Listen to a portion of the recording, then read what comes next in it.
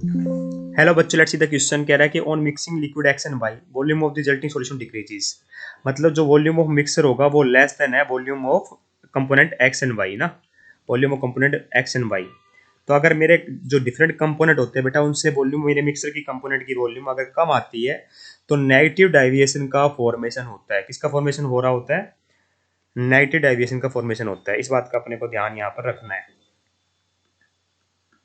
ठीक है, तो which type of deviation from Rawls law is shown by the resulting solution? Negative deviation. कैसे show करता है बेटा? तो इसका आंसर होगा, एक तो पहला आएगा negative deviation from Raoult's law. Negative deviation from non ideal solution, ऐसे बोल सकते हो आप, नॉन आइडियल सॉल्यूशन। पूरा आंसर लिखना चाहोगे तो ऐसे लिखना है, non ideal solution showing negative deviation.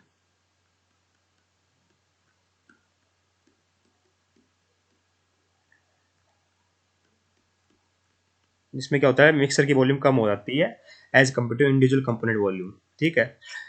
What change in temperature would you observe after mixing liquid X and Y? Liquid X और वाई को मिक्स कर दोगे तो टेम्परेचर में क्या चेंज आएगा?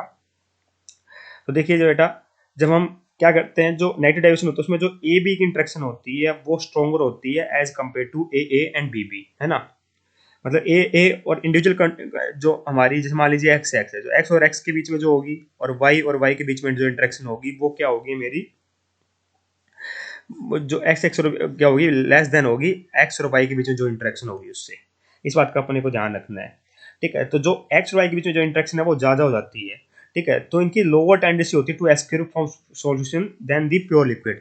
तो इनकी लोअर टेंडेंसी होती है टू एस्केप। तो इस कारण से क्या होता है, इनका बॉइलिंग पॉइंट क्या होता है, बढ़ जाता है और मैक्सिमम बॉइलिंग है जो ड्रॉप का फॉर्मेशन करता है। इसका मतलब मैं क्या कहूंगा कि टेम्परेचर क्या होता है, इंक्रीज हो जाता है, हीट इवॉल्व होती है और temperature will rise in case of negative deviation. तो सेकंड आंसर क्या हो जाएगा सेकंड क्वेश्चन का, हीट विल इवॉल्व। ऐसे बोल सकते हो हीट विल इवॉल्व, और ऐसे भी कह सकते हो टेम्परेचर विल राइज। ठीक बात है।